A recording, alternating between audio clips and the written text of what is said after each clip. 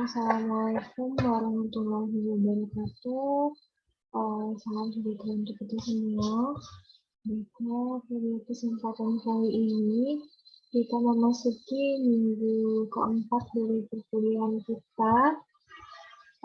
Masih dengan mata kuliah yang sama, perilaku organisasi. Nah, di minggu lalu ini untuk yang mengikuti perkuliahan offline, kita sudah membahas materi mengenai salah satu perilaku individu, yaitu adalah kepribadian. Nah, memasuki minggu keempat, kita juga masih membahas perilaku individu dalam suatu organisasi. Nah, perilaku individu yang akan kita bahas kali ini adalah mengenai emosi dan suasana hati. Apa bedanya emosi dan suasana hati? Sebenarnya emosi dan suasana hati ini merupakan penjabaran dari yang kita kenal di sini ada istilah afek. Afek ya, bukan efek. Nah, afek ini apa pengertiannya? Afek merupakan istilah umum yang mencakup beragam perasaan yang dialami oleh orang yang meliputi emosi maupun suasana hati. Jadi perasaan yang dirasakan oleh seseorang dalam bentuk emosi maupun suasana hati itu disebut dengan afek, apa yang dirasakan oleh seseorang. Nah, afek ini tadi dapat dibedakan menjadi emosi dan suasana hati. Lalu apa bedanya emosi dan suasana hati? Yang mana yang kita kategorikan sebagai emosi, yang mana yang kita kategorikan sebagai suasana hati. Nah, emosi di sini pengertiannya adalah perasaan-perasaan intens yang ditunjukkan kepada seseorang atau sesuatu. Pada aplikasinya, emosi ini ada rangsangan yang diberikan. Jadi emosi merupakan reaksi terhadap sesuatu, tanggapan terhadap suatu objek. Jadi pasti emosi itu terjadi pasti ada penyebabnya. Itu kalau untuk emosi. Nah, kalau suasana hati ini sering juga disebut dengan mood. Secara definisi, suasana hati merupakan perasaan-perasaan yang cenderung kurang intens dibandingkan emosi dan seringkali, walaupun tidak selalu, tanpa rangsangan kontekstual. Nah, jadi kurang lebih dari definisi, kita sudah bisa melihat sedikit perbedaan antara emosi dan suasana hati. Kalau emosi, ini perasaannya tuh intens, jelas gitu. Lalu, emosi ini biasanya dapat digambarkan, dapat diwujudkan. Maksudnya itu gimana ya? Dapat ditunjukkan kepada orang lain. Lalu yang ketiga adalah bahwa emosi ini timbul karena ada rangsangan. Nah, sementara suasana hati, kalau tadi emosi itu intens, nah suasana hati ini cenderung kurang intens dibandingkan emosi. Lalu yang kerap kali terjadi adalah terjadinya tanpa ada rangsangan kontekstual. Oke, lanjut. Nah, ini merupakan jadi afek ini merupakan inti dari terciptanya emosi dan suasana hati. Beragam perasaan yang dialami orang yang meliputi emosi maupun suasana hati. Nah, di sini juga sudah ada penjelasannya dalam tabel bahwa emosi ini umumnya disebabkan oleh kejadian yang sangat spesifik, lalu durasinya sangat cepat, lalu banyak ragamnya, disertai oleh ekspresi wajah dan berorientasi pada tindakan. Jadi kalau misalnya seseorang merasakan emosi nih, pada umumnya itu akan diekspresikan dan diorientasikan dalam bentuk tindakan. Sebagai contoh nih, misalnya ada rekan kerja atau teman kalian yang menegur pekerjaan kalian, salah tuh kerjaannya, tapi caranya tuh nggak sesuai atau caranya tuh kurang dapat kalian terima. Otomatis ketika kalian nggak bisa menerima cara rekan kerja kalian menegur pekerjaan kalian, atau misalnya saya nih, saya negur kalian, dengan cara yang kurang pantas di depan orang banyak, otomatis kalian merasa malu. Pasti nantinya akan timbul emosi. Kenapa emosi? Karena mendapat perlakuan yang tidak layak oleh rekan kerja, atau konteksnya tadi ketika saya memarahi kalian, kalian nggak terima karena dimarahi oleh dosennya. Nah, nanti emosinya ini akan kalian ekspresikan, entah itu kalian menjawab dengan nada kasar atau menunjukkan ekspresi tidak suka. Nah, umumnya emosi itu dapat dapat dibaca ya, kelihatan dari mimik wajah. Oke, itu untuk emosi. Lalu, sedangkan suasana hati umumnya penyebabnya tidak jelas. Sering kali nih, kalau yang sering ngerasa mood swing, pernah nggak sih ngerasa, oke, biasanya perempuan sih, saya nggak tahu apakah laki-laki juga pernah merasakan mood swing, misalnya tiba-tiba mumet aja, atau tiba-tiba nih lagi baik-baik aja, nggak ada angin, nggak ada hujan, tiba-tiba bawaannya lesu atau gimana, pokoknya moodnya negatif, negatif vibes, jadi penyebabnya tidak jelas, kadang juga durasinya lama. Nah, terdiri dari afek positif dan negatif dan tidak dapat diekspresikan pada wajah dan sifatnya kognitif. Jadi kalau perbedaan antara emosi dan suasana hati ini, kalau emosi ini dapat diekspresikan, tapi kalau suasana hati itu nggak bisa kita ekspresikan. Oke, mungkin belum jelas. Nanti coba saya jelaskan lagi dalam contoh. Emosi dapat berubah menjadi suasana hati ketika Anda kehilangan fokus pada kejadian atau objek yang menyebabkan Anda merasakan emosi. Nah, dengan tanda yang sama, suasana hati yang baik atau yang buruk secara berkepanjangan dapat membuat Anda lebih emosional sebagai respon pada suatu kejadian. Jadi jika kalian mengalami suatu kondisi di mana mood kalian nggak bagus, tapi jangka waktunya berkepanjangan. Nah, mood yang nggak bagus tadi secara berkepanjangan akan membentuk emosional yang nggak baik. Sementara jika kalian berada dalam suasana hati yang sangat baik dalam jangka waktu yang panjang, nah itu akan mendorong kalian untuk membentuk suatu respon emosi yang positif. Jadi misalnya nggak tahu kenapa nih hari Senin biasanya banyak orang-orang, apalagi nanti kalau sudah masuk ke dunia kerja, kalau sudah mulai hari Senin itu pasti bawaannya malas. Kenapa malas? Karena terbiasa Sabtu Minggu, kalau swasta kerja ya Sabtu ya, tapi ada juga yang Sabtunya itu libur. Jadi kenapa rata-rata orang-orang kantoran itu malas kalau mulai hari Senin? Karena mereka sudah libur di hari Sabtu dan Minggu atau Minggu. Jadi untuk memulai lagi aktivitas dari awal, dari Senin, Selasa, Rabu, Kamis, Jumat, nah itu tuh kayak malas aja bawaannya Senin lagi gitu. Nah, tapi beda kalau misalnya udah mau hari Jumat, hari Kamis.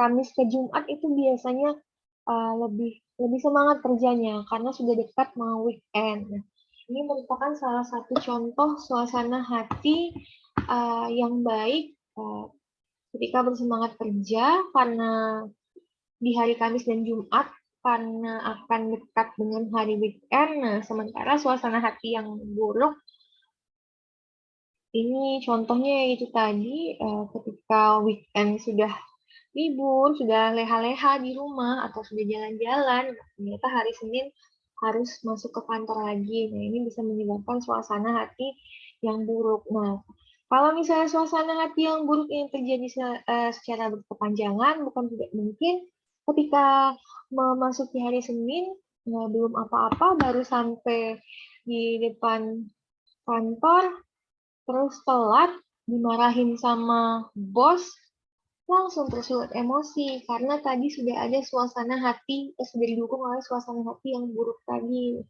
Jadi itu untuk gambarannya emosi dan suasana hati. Dan ini merupakan perilaku individu karena pastinya emosi dan suasana hati kurang lebih sama dengan kepribadian, itu tiap individu memiliki emosi dan suasana hati yang berbeda-beda. Si A nih kalau misalnya dicaci maki, dia gampang tersulut emosi, dia nggak terima kalau misalnya dicaci maki. Tapi belum tentu si B dicaci maki dengan kata-kata yang sama, itu dia emosi. Nah, karena ternyata karakteristiknya dia lebih penyabar ketimbang si A. Jadi konteksnya ini berbeda-beda. Setiap individu memiliki emosi dan suasana hati yang levelnya berbeda. Oke, terdapat 6 jenis emosi universal. Jadi secara garis besar, emosi itu dikelompokkan menjadi 6 item ini. Apa aja? Yang pertama adalah merasa bahagia, merupakan bagian dari emosi. Ini dapat diekspresikan ya, perasaan bahagia, senang ini dapat diekspresikan. Lalu yang kedua adalah terkejut. Terkejut ini erat kaitannya dengan apa ya kalau terkejut? Senang atau sedih ya? Biasanya terkejut ini, wah kayak nggak percaya gitu ya, terkejut. Lalu yang ketiga adalah takut, merasa takut, fear. Yang merasa takut itu juga bagian dari emosi, merasa sedih, merasa marah, dan merasa jijik. Jadi ini adalah 6 emosi universal yang pada umumnya dapat kita ekspresikan dan merupakan bagian dari emosi yang dirasakan oleh individu. Oke, ragam emosi. Secara garis besarnya ada 6 tadi ya. Ya, apa happy, lalu surprise, lalu fear, ada jijik. Sebenarnya ada macam-macam kalau mau diperjelas lagi. Oke, nih bisa dilihat nih. Ini macam-macam ekspresi. Oke, ini merupakan, kita lihat gambar di atas kiri dan kanan. Kiri adalah ekspresi ketika merasa biasa-biasa aja. Lalu kanan ekspresi seseorang ketika merasakan emosi bahagia. Yang di tengah-tengah ini adalah ekspresi seseorang ketika merasa terkejut atau tidak percaya, shock. Iya shock. Masa sih, gitu kan ekspresinya. Ketika melihat sesuatu yang tidak diharapkan, terkejut ketika sudah belajar, sudah ngerjain tugas, sudah ngerjain kuis, tapi ternyata nilai yang didapat nggak sesuai dengan yang diharapkan. Mungkin ini ekspresinya ya, ekspresi merasa terkejut. Kok bisa sih nilai aku begini? Padahal aku rajin datang ke kelas, rajin absen. Oke, ini. Lalu yang kita mulai dari kiri bawah, ini adalah ekspresi takut ketika merasa takut, lalu lanjut ini ekspresi sedih, dan ini adalah ekspresi seseorang yang sedang menahan emosi marah.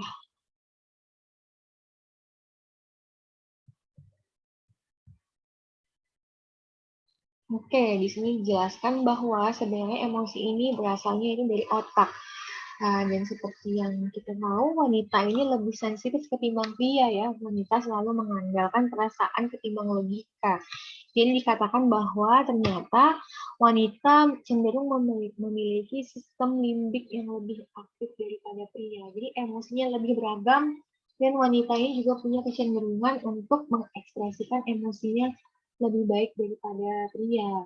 Kalau kita lihat yang seringkali menangis itu, yang lebih bisa ekspresif kalau sedih menangis itu wanita. Tapi kalau pria, ada beberapa pria yang bisa mengekspresikan kesedihannya dengan menangis, mengeluarkan air mata, tapi ada juga pria yang walaupun dia sedih, sesedih apapun kesedihan yang dia rasakan, dia nggak bisa untuk ekspres emosinya.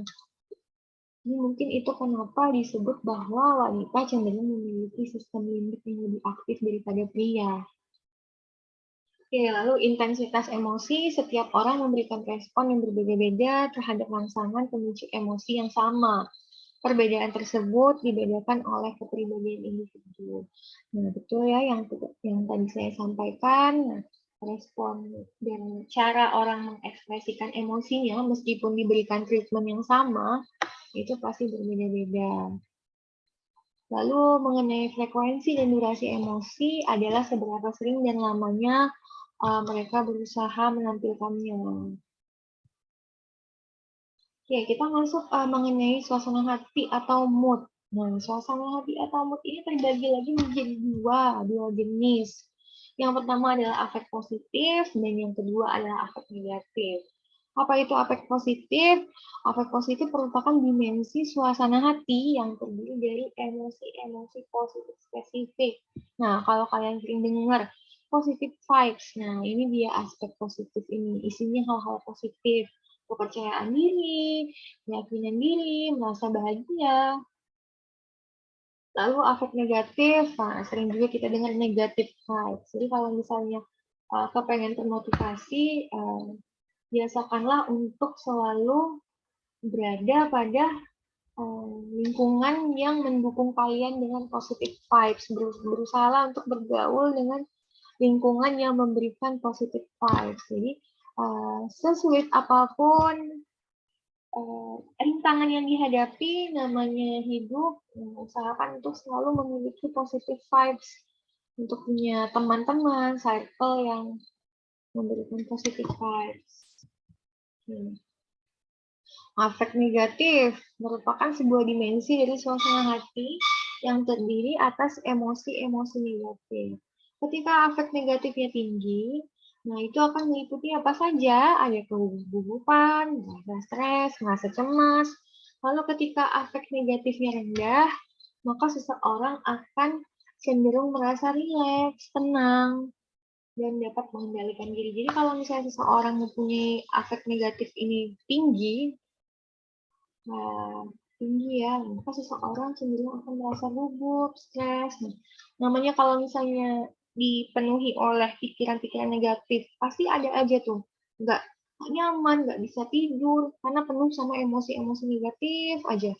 Nah, sementara kalau aspek negatifnya rendah, kalau misalnya kita dijauhi dari pikiran-pikiran negatif, otomatis kita akan merasa lebih tenang, lalu lebih bisa mengendalikan diri. Kalau di aspek positif tadi, aspek positif yang tinggi meliputi ketertarikan, keyakinan diri, dan keceriaan. Nah, aspek positif rendahnya meliputi kebosanan, kelambanan, dan keletihan. Nantinya afek positif dan afek negatif ini akan digambarkan dalam satu lingkaran. Nanti akan dijelaskan di slide selanjutnya. Selanjutnya kita akan membahas mengenai suasana hati dasar. Oke, ini ya sama dengan yang tadi, afek positif dan afek negatif. Ada emosi positif, ada emosi negatif. Oke, emosi positif tadi ada ketenangan, ada kegembiraan, ada kepercayaan diri, ada keceriaan. Sementara kalau aspek emosi positif, suasana hati positifnya tadi rendah, maka itu kebosanan, lesu, lelah, malas. Merasa bosan, merasa lelah, dan merasa malas itu merupakan bagian dari emosi ya, karena kita nggak bisa tuh mengekspresikan ketika kita merasa bosan, mengekspresikan dengan mimik wajah. Kita nggak bisa mengekspresikan ketika kita merasa badan kita lesu dan lelah. Tapi kita bisa merasakannya. Tapi untuk mengekspresikan dalam bentuk ekspresi wajah, itu agak susah. Lalu ada suasana hati negatif terdiri dari kumpulan emosi negatif tertentu. Jadi ada kegugupan, ada stres, ada kecemasan, nyampur semuanya jadi satu, dan diciptalah suasana hati yang negatif. Oke, ini tadi yang saya maksud dengan struktur dari suasana hati. Bisa kita lihat di sini. Ini ada lingkaran. Di sebelah kanan atas itu ada aspek positif tinggi. Di kanan bawah ada afek negatif rendah. Lalu di sebelah kiri ada afek negatif tinggi dan di sebelah kiri bawah ada afek positif rendah. Di sini ditunjukkan bahwa seseorang dengan yang memiliki suasana hati positif, memiliki suasana hati yang positif, cenderung tinggi, seseorang itu akan merasa waspada, semangat, bergembira, dan bahagia, serta puas. Jadi hal-hal positif aja ya yang mewarnai hari-harinya untuk orang-orang yang berada di tingkat afek positif tinggi. Untuk orang-orang yang memiliki afek negatif rendah, jadi dia suasana hati negatifnya itu cenderung rendah. Jadi dia akan cenderung gampang sama merasa puas, merasa hidupnya damai, merasa rileks, dan sebagainya. Ini sebelah kiri ini adalah kebalikannya. Seseorang dengan afek negatif yang tinggi, nah tentunya dia akan kebalikannya tegang, gugup, stres, kecewa, sedih ya. Dengan afek positif rendah akan merasa depresi, bosan, lesu, dan sedih. Ini merupakan suasana hati. Di sebelah kanan ini merupakan hal-hal yang positif. Ini ketika afek positif tinggi, ini ketika afek negatif rendah. Ini kebalikannya ketika afek negatif tinggi. Dan ini ketika afek positif yang rendah. Kebalikannya ya, bisa lihat nih berseberangan semua. Faktor-faktor yang mempengaruhi emosi dan suasana hati. Ternyata disebutkan di sini bahwa emosi dan suasana hati ini dipengaruhi oleh satu, kepribadian. Jelas, kepribadian seseorang menentukan bagaimana orang itu mengekspresikan emosi dan suasana hatinya pada suatu hal. Nah, ini waktu dalam hari. Satu hari itu 24 jam. Ini juga berpengaruh terhadap emosi dan suasana hati. Kalau ternyata dalam 24 jam, biasanya kerja kantoran itu minimal 8 jam ya, minimal 8 jam. Nah, ternyata dalam satu hari di suatu hari, si karyawan ini, sebutlah si A, terpaksa harus bekerja selama berapa jam? Lembur ya, nambah 4 jam selama 12 jam. Nah, jumlah waktu yang dia habiskan untuk bekerja yang awalnya 8 jam, nambah jadi 12 jam, nambah 4 jam. Nah, itu juga akan mempengaruhi emosi dan suasana hatinya untuk bekerja pada hari itu. Kalau misalnya dia memang bersemangat, tentunya suasana hatinya sangat baik, karena harus ada yang harus diselesaikan, pekerjaannya harus diselesaikan, dia pasti bersemangat untuk menyelesaikan pekerjaannya. Tapi ketika seseorang berada pada emosi dan suasana hati yang tidak baik, maka ketika dalam kondisi yang sama disuruh lembur 4 jam, tentunya itu memberikan pengaruh yang berbeda. Lalu hari dalam minggu, seperti yang saya bilang tadi, hari Senin sampai Jumat. Umumnya orang-orang kantoran bekerja di hari Senin sampai Jumat, walaupun banyak juga yang tetap harus bekerja pada hari Sabtu. Dan swasta itu tetap harus bekerja pada hari Sabtu. Nah, ada beberapa orang yang ketika melihat dalam seminggu itu ternyata ada tanggal merah, ada hari libur, kayak kemarin deh, hari Rabu, ternyata libur. Libur kuliah, ada kuliah hari Rabu, ternyata libur. Pasti senang banget.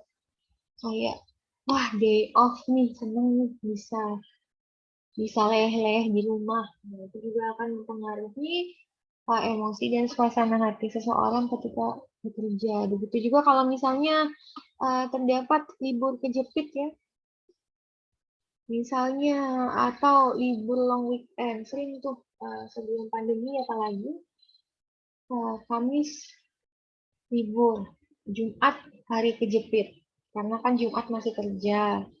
Nah, kalau umumnya untuk orang-orang kantoran yang tidak bekerja di hari Sabtu, biasanya pada hari Jumat itu meliburkan diri. Nah, ketika seseorang melihat bahwa ternyata hari Kamis ini ada tanggal merah, kita bisa meliburkan diri di hari Jumat, lalu Sabtu Minggu kita bisa lanjut libur, long weekend. Nah, ketika orang-orang ini notice terhadap hal ini, itu bisa menjadikan emosi dan suasana hatinya baik. Karena bisa dimanfaatkan untuk liburan, untuk santai di rumah, atau untuk melakukan rekreasi. Ada cuaca, ada stres, aktivitas sosial, tidur. Nah, tidur yang cukup, orang-orang yang kebanyakan begadang tentunya berpengaruh ya terhadap emosi dan suasana hatinya. Pada umumnya orang yang jam tidurnya kurang ini pada umumnya, tapi tidak semuanya, itu cenderung lebih gampang emosi ketimbang orang-orang dengan jam tidur yang cukup. Olahraga, umur, jenis kelamin. Ini merupakan faktor-faktor yang mempengaruhi emosi dan suasana hati individu. Selanjutnya mengenai regulasi emosi merupakan kemampuan seseorang untuk tetap positif, untuk tetap berpikir positif ketika menghadapi tantangan, tenang ketika mengalami tekanan, dan mencegah diri dari keterpurukan perasaan negatif seperti marah, rasa tidak nyaman, dan sedih. Nah, regulasi emosi ini lebih ke pengendalian diri individu dalam memanage atau mengendalikan emosinya. Tujuan dari regulasi emosi ini adalah untuk meminimalisir dampak negatif dari permasalahan yang dihadapi dengan cara melakukan monitor dan evaluasi terhadap pengalaman emosional.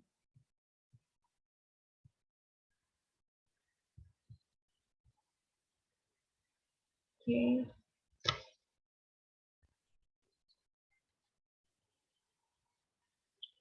Bisa dibaca di sini mengenai aspek regulasi emosi. Strateginya adalah bahwa individu meyakini ia mampu mengatasi masalah. Bagaimana caranya? Dengan cara mengurangi emosi negatif dan menguasai emosinya, mencoba untuk mengendalikan emosinya.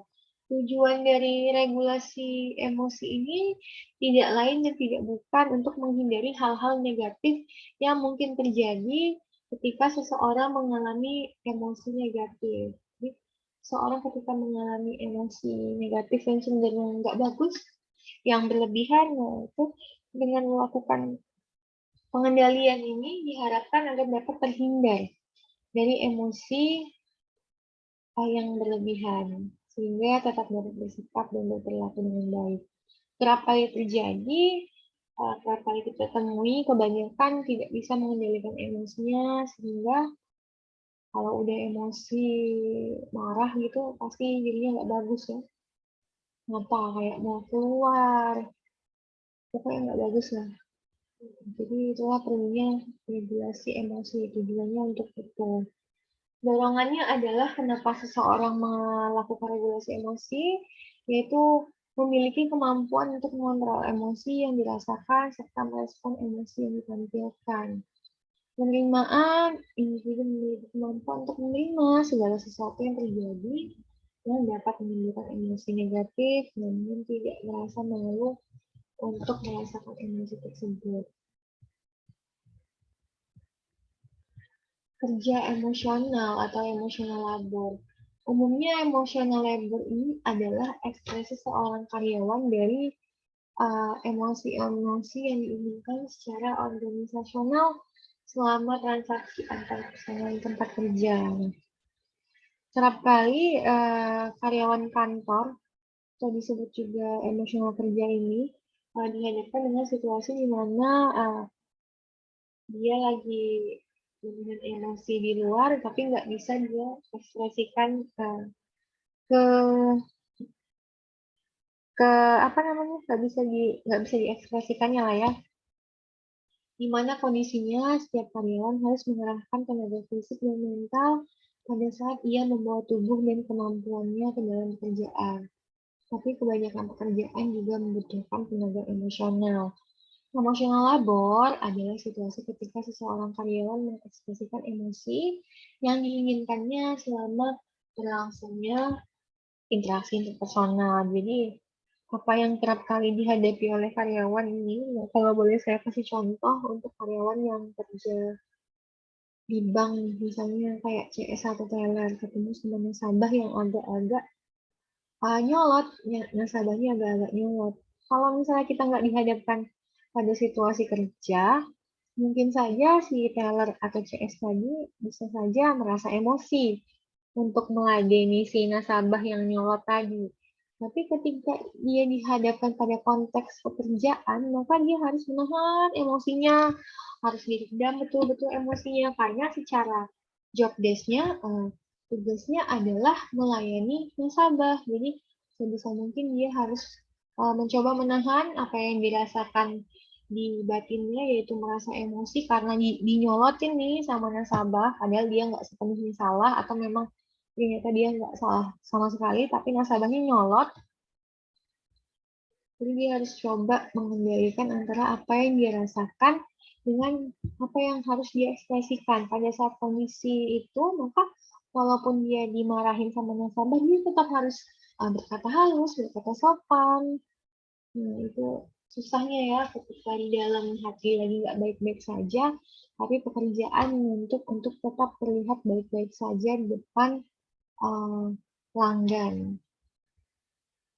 Oke, ini karyawan dapat mengalami suatu konflik antara felt emotion dan display emotion. Yang tadi saya jelaskan, ketika di dalam terasa nggak baik-baik saja, tapi yang harus ditampilkan keluar itu harus tetap I'm okay. Nah, gitu.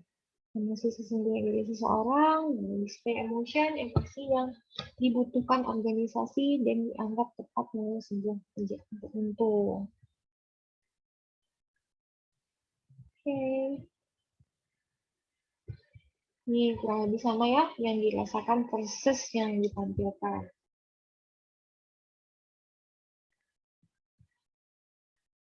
Emosi yang ditampilkan sama dengan emosi palsu. Ada yang sifatnya surface acting, menyembunyikan perasaan di dalam seseorang dan menghilangkan ekspresi-ekspresi emosional sebagai respon terhadap aturan-aturan penampilan. Customer service bank harus tersenyum kepada setiap nasabah banknya. Ya, padahal bisa jadi pada saat dia harus melakukan pelayanan, dia sedang ada masalah di rumah, atau ternyata lagi nggak bagus, tapi dia tetap harus menampilkan bahwa dia bahagia. Lalu ini ada juga berpura-pura secara mendalam atau deep acting, berusaha mengubah perasaan mendalam seseorang berdasarkan aturan penampilan. Nah, contohnya di sini adalah bidan harus merasakan sakit seorang ibu yang akan melahirkan. Jadi ketika membantu persalinan ibu-ibu yang akan melahirkan, bidan ini kan nggak merasakan nih sakitnya gimana. Tapi ketika dia membantu, dia harus gimana ya? Ibaratnya itu memberikan support kepada si ibu hamil. Jadi dengan berpura-pura mengalami rasa sakit. Nanti nggak sih kayak ngasih support, tapi dia nggak ngalamin sakit, tapi dia seolah-olah merasakan sakit yang sama dengan yang ibu yang mau melahirkan tadi rasakan. Jadi itu makanya disebut dengan deep acting. Berpura-pura secara mendalam. Tujuannya adalah untuk support. Lalu ada kecerdasan emosional atau emotional intelligence, merupakan kemampuan seseorang untuk mendeteksi serta mengelola petunjuk dan informasi emosional. Kecerdasan emosional tidak hanya berfungsi untuk mengendalikan diri, namun juga mencerminkan bagaimana cara mengelola ide, konsep, karya, atau produk, sehingga hal tersebut dimiliki oleh orang. Lalu ada faktor-faktor yang mempengaruhi kecerdasan emosional, sama umumnya seperti faktor yang mempengaruhi pembentukan kepribadian seseorang. Nah, di minggu lalu kita sudah membahas salah satu yang membentuk kepribadian itu adalah salah satunya adalah genetik, ada lingkungan keluarga juga. Nah, di sini kecerdasan emosional juga dipengaruhi oleh faktor otak bawaan ya. Lalu juga dipengaruhi oleh lingkungan keluarga, tempat kita pertama kali mengenyam pendidikan, yaitu keluarga. Nah, selain lingkungan keluarga, itu juga ada lingkungan pergaulan, lingkungan sosial, itu juga secara garis besar berpengaruh juga. Terdapat 5 dimensi kecerdasan emosional, kesadaran diri, self-awareness, sadar atas apa yang dirasakan, manajemen diri, kemampuan mengelola emosi dan dorongan-dorongan, dan motivasi diri, bagaimana memotivasi diri sendiri agar mampu bertahan dalam menghadapi kemunduran dan kegagalan, agar dapat mencapai suatu prestasi juga bisa untuk motivasi diri, empati, dan juga kemampuan sosial. Oke.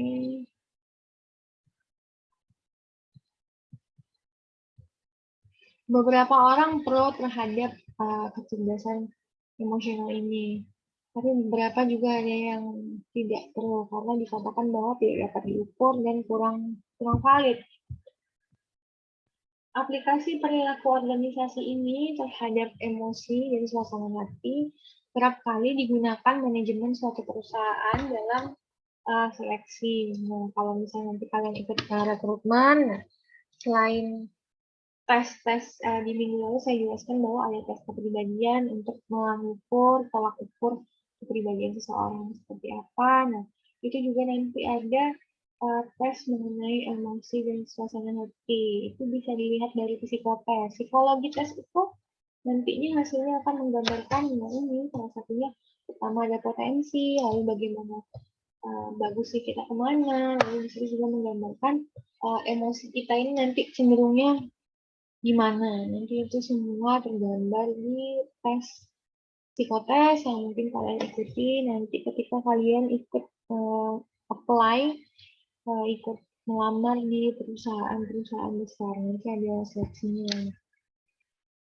Berpengaruh juga pada keputusan dalam manajerial, yaitu mengenai pengambilan keputusan, pada kepemimpinan seseorang, motivasi dan kreativitas individu, juga berpengaruh terhadap kemampuan seseorang untuk melakukan negosiasi dan melakukan layanan pelanggan, tempat kerja, dan tindakan menyimpang tempat kerja. Seseorang dengan emosional negatif dan suasana hati dengan efek negatif yang besar memiliki cenderungan besar untuk melakukan perilaku menyimpang di tempat kerja. Karena cenderung tidak dapat mengendalikan emosi dan suasana hati negatifnya pada tempatnya, nggak bisa dikendalikan. Maka cenderung terjadi perilaku yang menyimpang. Oke, selesai untuk perkuliahan kita sampai di sini. Kira-kira itu saja yang saya sampaikan untuk pertemuan di tempat ini. Sekali lagi saya ingatkan, minggu depan, nggak 2 minggu lagi ya, minggu ke-6 kita mulai untuk presentasi kelompok. Saya harapkan untuk dapat mempersiapkan dari sekarang, karena semuanya akan dikumpul pada minggu ke-6. Oke, demikianlah untuk hari ini. Lebih dan kurangnya saya ucapkan terima kasih. Wabillahi taufiq wal hidayah. Wassalamualaikum warahmatullahi wabarakatuh. Salam sejahtera untuk kita semua.